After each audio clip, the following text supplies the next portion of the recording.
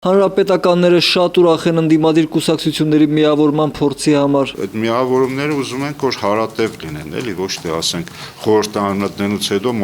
մոռանան, որ միավորված եկել են խորհրդարան։ Պարոն Ավետիսյանի կարծիքով ժողովրդի համար էլ հեշտ կլինի կուսակցությունների անունների մեջ չեն խճճվի, որոնք Հայաստանում մոտենում են 70-ին։ Շատ անուններ արդեն չեն էլ հիշվում։ Գագիկ Մելիքյանի կարծիքով Նիկոլ Փաշինյանի, Էդմոն Մարուքյանի եւ Արամ Սարգսյանի կուսակցությունները ստիպված են ընտրություններին մասնակցել միավորված, որովհետեւ 5% հաղթահարելու խնդիր ունեն։ Հակառակ պարագայում ուղղակի միավորումը որևէ անհրաժեշտություն չերել ունենա, եթե իրենք համոզված լինեին, որ 5%-ի շեմը իրենք կարող են հաղթահարել։ Փոքր քաղաքական ուժերը Հայաստանում դեռ կշարունակեն միավորվել, հանրապետականը չի վախենում, եթե բոլոր ընդդիմադիր ուժերը միավորվեն եւ ընտրություններին մասնակցեն մեկ քաղաքական դաշինքով։ Նույնիսկ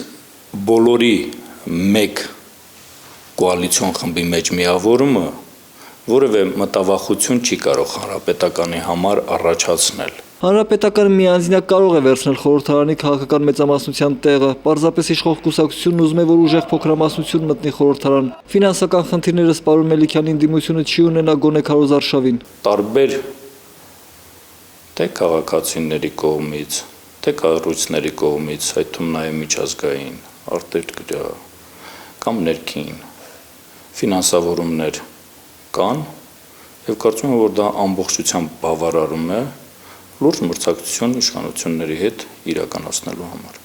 Հարցն այն է, որ Գագիկ Մելիքյանը չի հավատում, որ ընդդիմությունը կմիավորվի, գաղափարը նրանց միասնական չէ, միայն հանուն իշխանության միավորվելու գաղափարը քիչ է։ Իշխանությունը վերցնելու դեպքում ինչ ենք անելու, ինչպես ենք անելու,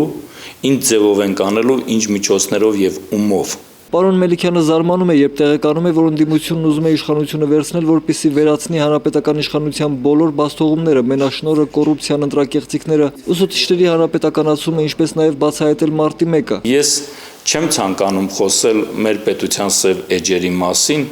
ասել բացահայտելու ենք, չենք բացահայտելու։ Պատգամավորը համոզված է, որ ժողովուրդը նման բաներ չի ցանկանում, ժողովուրդը ցանկանում է կենսամակարդակի բարձրացում, իսկ կոռուպցիայի դեմ ընդդիմությունը հաստատ չի պայքարի։ Իսկ ո՞նց պետք է պայքարեն, ինչով պետք է պայքարեն։ Իդեպ խմբակցության քարտուղարն ասում է, որ հանրապետականից վերջին տարիներին հեռացել է ավելի շատ մարդ, որքան չունի նույնիսկ Հայաստանի ընդդիմադիր կուսակցությունների մեծ մասը։